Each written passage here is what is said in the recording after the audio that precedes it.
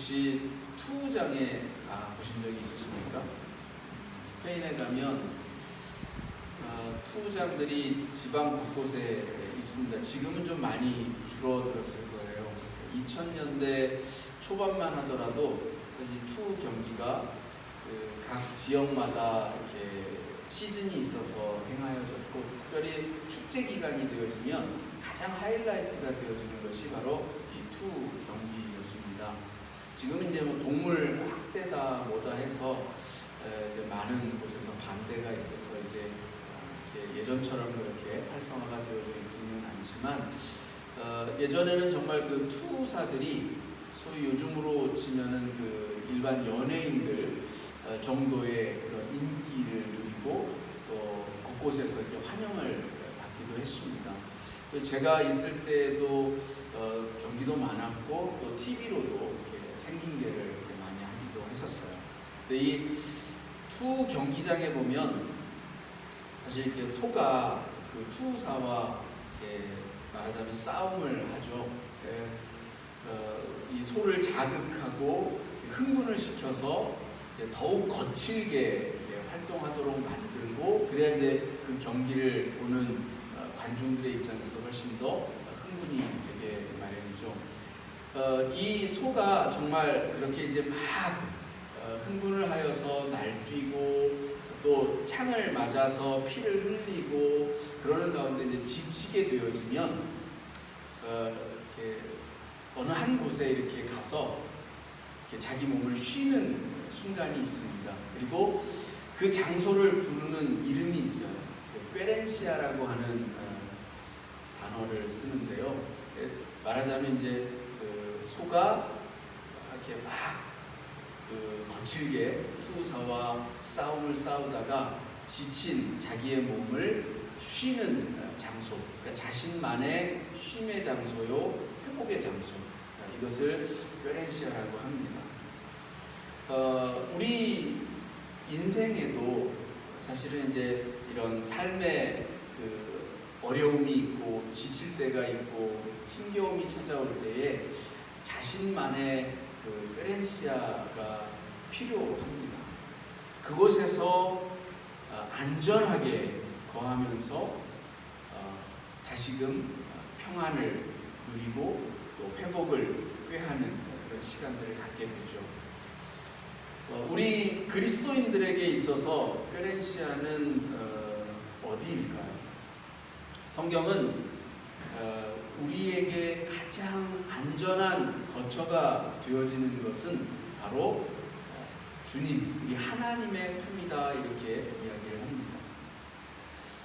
하나님께서 우리들에게 평안을 공급하신다, 이렇게 성경은 고백을 하고 있고요.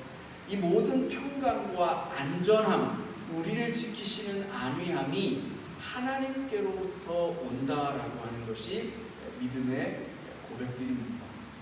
즉 가장 안전한 곳, 우리가 평안을 누리고 가장 내 마음이 화평하다, 이렇게 말할 수 있는 그곳이 바로 하나님의 품이다, 이렇게 말할 수 있는 건데요.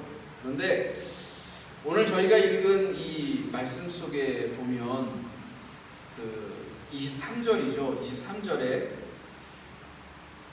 사람이 나를 사랑하면 내 말을 지키리니 내 아버지께서 그를 사랑하실 것이요. 그 다음에 뭐라고 이야기하고 있죠? 우리가 그에게 가서 거처를 그와 함께 하리라. 우리가 하나님 품에 찾아 들어가서 그곳 안에 거하는 것, 그것만이 평안을 가져다 주는 어떤 그런 일이 되어져서 우리가 정말 열심히 하나님의 품을 이 어린 새끼가 어미의 젖을 찾아서 어미의 품을 막 파고들듯이 그래야 되는 줄 알았더니 또 다른 말씀이 있는 거예요. 하나님이 우리 안에, 우리 속에 당신의 거처를 두시겠다는 거예요. 여러분, 이게 얼마나 놀라운 말씀입니까?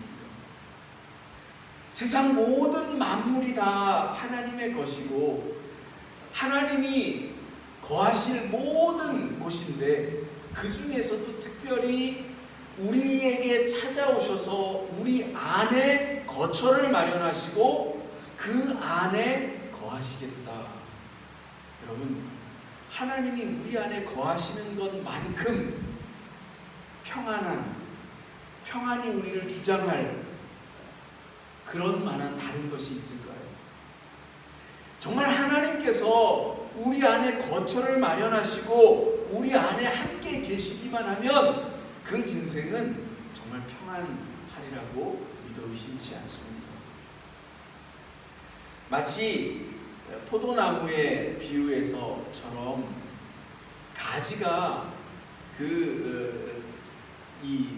붙어져 있으면 하나님으로부터 나오는 그 뿌리로부터 나오는 모든 영양과 수분을 공급받아서 더불어 먹고 마시는 놀라운 함께하는 그 삶의 모습이 펼쳐지고 저절로 실과를 맺는다라고 했습니다.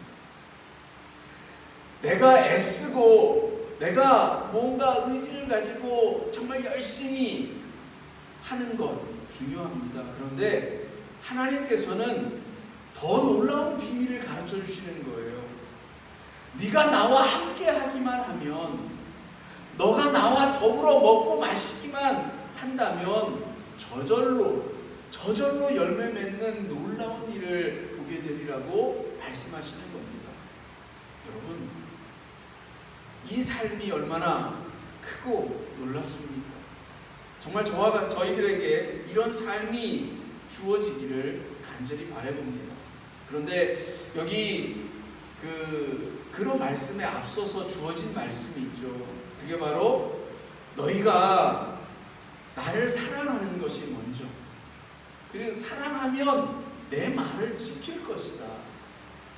그 말, 하나님의 말씀을 지키고 순종하는 자에게, 그런 이에게 하나님이 찾아가셔서 거처를 마련하시겠다라고 말씀하고 있습니다. 하나님께 순종하는 삶, 그 삶이 있을 때에 우리들은 하나님이 나와 함께 하시는 그 놀라운 축복을 받아 누리게 되어진다는 겁니다. 요한계시록 3장 20절에도요, 누구든지 내 음성을 듣고 문을 열면 내가 그에게로 들어가서 그와 더불어 먹고 그와 더불어 마시리라, 이렇게 말씀하고 있습니다. 내 음성을 듣고, 하나님의 음성을 듣는 것, 주님의 음성을 듣는 것이 중요합니다. 여러분 안에 하나님의 말씀이 들려질 때에 그 음성을 듣고 순종하는 그 삶이 있으면 하나님이 여러분 속에 당신의 거처를 마련하시고 여러분과 함께 더불어 먹고 마시겠다라는 것입니다. 그리고 이 하나님이 주시는 평강, 하나님은요 우리 안에 거하실 때에, 그리고 우리가 하나님 안에 거할 때에 주어지는 것이 있는데 그게 바로 평안이라는 거예요. 근데 이 평안이 세상이 주는 것과 다르다라는 거예요. 주님이 말씀하시죠. 평안을 너희에게 끼친다. 평안을 너희에게 주겠다. 그러나 내가 너희에게 주는 이 평안은 세상이 주는 것과는 다르다라고 말씀하십니다. 어떤 면에서 다를까요? 세상이 주는 평안이라고 하는 것은 무엇이길래 하나님이 주시는 것과는 다르다라고 말씀을 하실까요? 이 세상이 주는 것은 사실은 평안이라기보다는 편리, 편안, 이와 조금 더 가깝다라고 볼 수 있어요. 여러분, 편안이라고 하는 말, 그리고 평안, 사실 우리나라 말에서 받침 하나 차이잖아요. 그렇죠? 니은과 이음, 받침 하나 차이인데 엄청난 구별이 되어지는 단어입니다. 여러분, 편안이라고 하는 것은 대체로 편리성과 관련이 되어져 있어요. 그래서 여러분들이 만약에 소파를 사가지고 소파에 이렇게 누웠어요. 소파에 이렇게 누워서 뭐라고 이야기합니까? 편안하다라고 합니까? 평안하다라고 합니까? 편안하다 이렇게 이야기를 하죠. 여러분에게 돈이 많아요. 돈이 많은 것은 그 편안함을 가져올 수 있는 유리한 조건은 되어집니다. 그런데 그것 자체가 평안을 담보하진 않아요. 또 여러분이 정말 힘 있는, 권세 있는 사람들 많이 알고 있어요. 경찰에도 고위직에 있는 사람, 검찰에도 정치가 중에도 그런 주위에 아주 절친한 그런 친구들을 많이 가지고 있어요. 그렇다라고 해서 그것이 어떤 내 인생에 있어서 편리함은 가져다 줄 수 있죠. 그런데 그것 자체가 평안을 보장하는 것은 결코 아니라는 거예요. 편안이라고 하는 것은 사실은 편리성, 그 기능의 적합성 이런 것들과 관련이 있는 겁니다. 그런데 그런 것은 이 세상이 주는 이와 같은 것은 분명코 하나님이 주시는 평안과는 다르다라는 거예요. 우리가 평안이라고 말할 때 그 평안은 내면에서 솟아나는 기쁨을 말합니다. 내 안에서 솟아나는 기쁨, 이 기쁨이 바로 평안이라고 말하는 것이에요. 여러분에게는 이런 기쁨이 과연 있으십니까? 하나님이 내 속에 거하실 때에, 내 안에 거처를 마련하실 때에 내가 하나님과 접붙여져 있어서 서로가 소통이 일어나고 하나님의 말씀을 듣고 따르는 그 삶이 있을 때에 내게 주어지는 것은 편안함을 넘어선 그것보다 훨씬 더 값진 평안이라고 하는 것을 여러분 잊지 마시기 바랍니다. 그 평안은 내 마음에서부터 주어지는 것입니다. 나에게 저에게 그 한 주 중에 한 가지 좀 일화가 하나 있었어요. 월요일 날 산줄리아노 공원을 이렇게 산책을 하고 자전거를 타고 이렇게 나갔더랬거든요. 그래서 산책을 쭉 하고 있는데 그 길에서 지갑을 하나 주웠어요. 아주 두툼한 지갑이 그 공원에 떨어져 있어서 주웠는데 이제 누구 거인지를 좀 확인을 해야 되니까 신분증이라도 있을까 해서 열어봤어요. 다행히 거기에 사진이 하나 있더라고요. 그리고 자세히 보지는 않아서 그것만 보고 다른 거는 이렇게 보지는 않았지만 그래도 한눈에 보기에도 그 100유로짜리가 아주 이렇게 두둑하게 들어져 있는 굉장히 그 잃어버린 사람의 입장에서는 너무 아깝고 너무 당황스럽고 그런 정도의 금액이 들어있는 게 이렇게 보였어요. 근데 그 순간에 이제 제가 이거 어떡하지? 빨리 찾아줘야 될 텐데. 근데 그 공원 안에서 사진만 가지고 사람을 찾는 게 쉽지는 않더라고요. 그리고 사진하고 실제 얼굴하고 이게 참 매치가 잘 안 돼요. 더군다나 보니까 나중에 보니까 이 방글라데시 사람이었는데 사진에서는 이렇게 얼굴이 하얗게 찍혀 있는데 실제로 이렇게 봤을 때는 거의 이제 아주 피부가 까만 그런 친구였어요. 어쨌든 제가 자전거를 타고서 이렇게 그 지갑을 찾아주기 위해서 막 돌아다니는데 쉽게 찾아지지가 않아서 이 퀘스트라에 갖다 줘야 되겠다라고 하는 생각을 가지고 이렇게 공원 입구 쪽으로 나오고 있는데 아이와 공놀이를 하고 있는 한 아버지를 봤어요. 공놀이를 하다가 갑자기 뭔가 문득 생각이 났는지 이 손 주머니를 막 뒤지는 거예요. 그러더니 지갑이 없어진 거를 그때서야 알았는지 굉장히 당황한 눈치로 주변을 막 살피기를 시작을 하는 거예요. 그래서 제가 이제 조금 멀리서 이렇게 그 모습을 보고 저 사람이구나. 그래서 얼른 반가운 마음에 찾아가서 이 지갑이 맞느냐라고 보고 또 얼굴도 제가 확인을 하고 지갑을 이렇게 돌려주었습니다. 근데 제 마음이 하나님께 그 지갑을 이렇게 돌려주고 나오면서 굉장히 큰 감사의 기도를 드렸어요. 하나는 지갑을 보았을 때에 그 어떤 유혹의 마음도 들어오지 않았다라는 것. 단 한순간도 이거 공돈 생겼네라고 하는 그런 마음이 전혀 들지 않았다라는 것.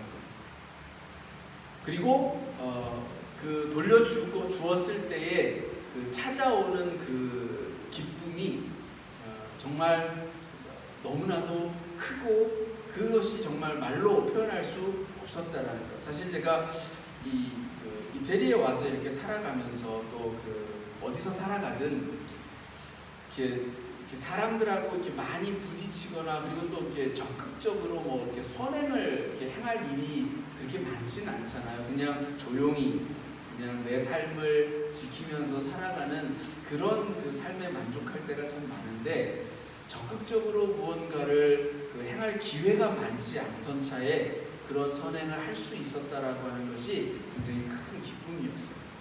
근데 돌아와서 이제 하나님의 말씀을 묵상하는 가운데 평안이라고 하는 것이 그럴 때에 정말로 주어지는 것이구나.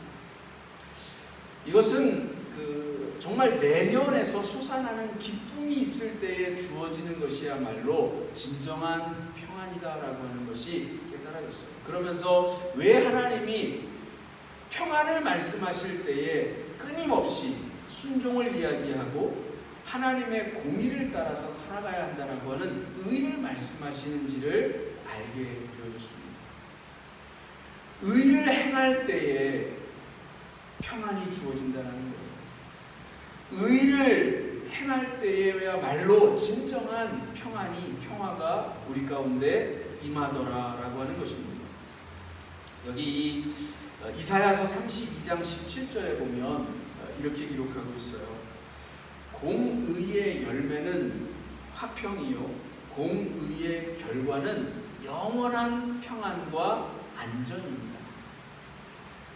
우리가 공의를 하나님의 의를 쫓아서 순종할 때 그 열매가 영원한 평안과 안전이라는 겁니다.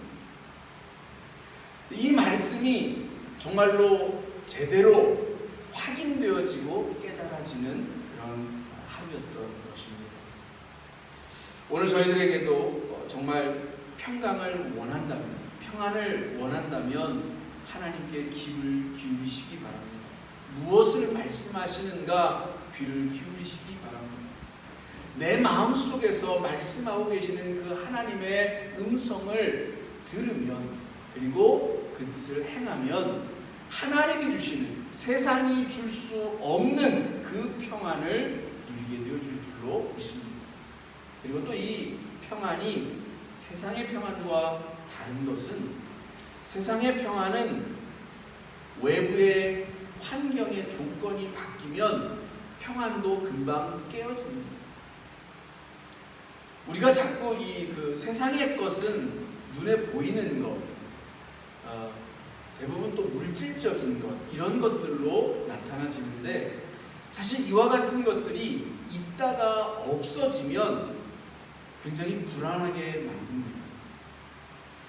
세상의 사람들은, 즉 하나님으로부터 오는 평강을 알지 못하는 사람들은 눈에 드러나 있는 것, 겉에 드러나 있는 이 물질들이 내게 있다가 없어지거나 소유가 있다가 없어지면 불안해집니다. 평안이라고 하는 것이 있었던 것 같은데 금세 사라져버리는 신기루와 같이 되어져 버립니다.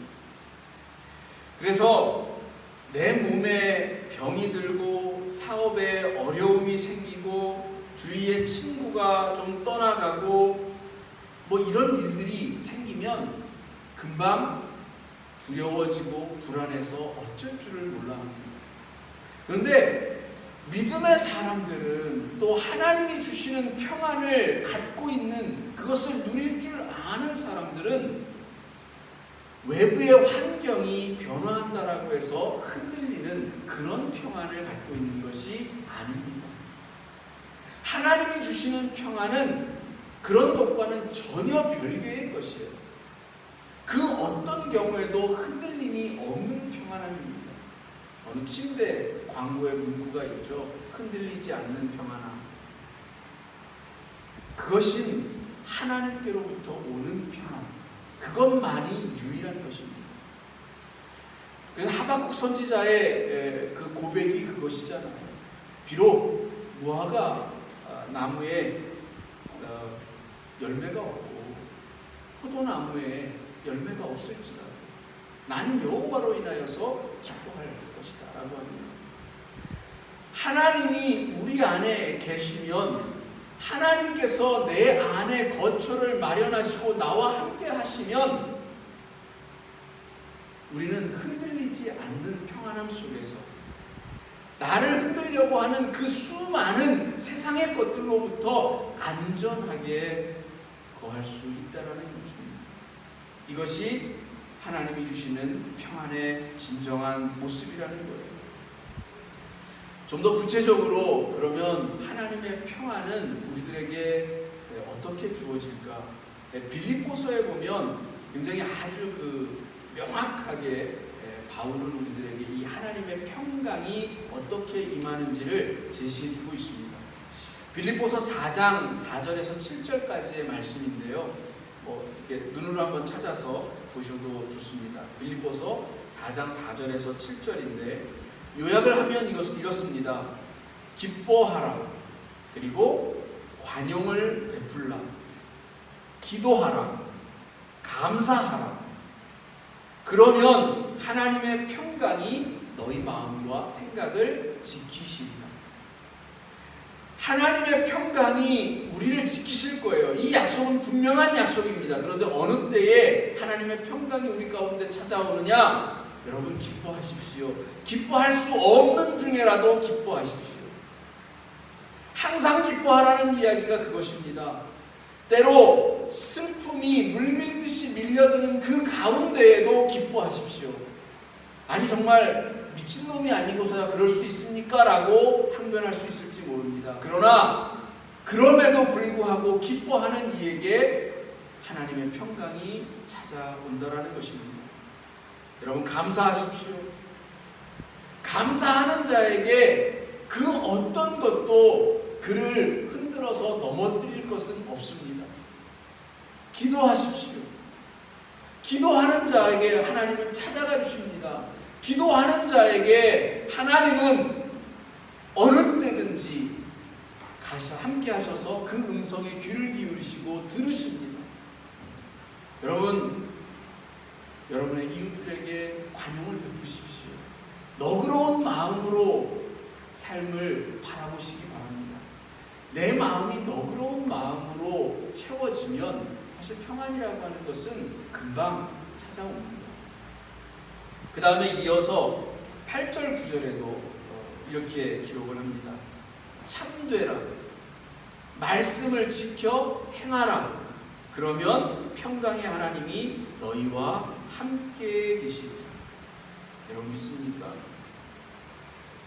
참되게 살아가십시오. 진실되게 행하십시오. 거짓 없는, 위선 없는 삶을 사시기 바랍니다. 하나님의 말씀을 지켜 행하시기 바랍니다. 내 안에 순수함이 드러나게 될 때에 하나님의 평강이 찾아오고 그 평강이 나를 지키는 놀라운 힘이 되어집니다. 내 속에 평안이 있으면요, 세상이 참 아름다워 보여요.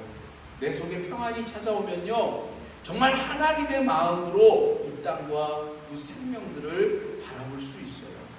그러기 위하여서 오늘 더욱더 주님이 말씀하시는 바와 같이 하나님을 사랑하시기 바랍니다. 하나님을 사랑하는 자에게 하나님은 찾아오십니다. 거처를 마련하시고 함께 하십니다. 여러분 또 한 주간을 살아가시면서 하나님을 사랑하고자 하는 그 마음으로 기도하시고 나아가시기 주님의 이름으로 부탁을 드립니다. 기도하시겠습니다.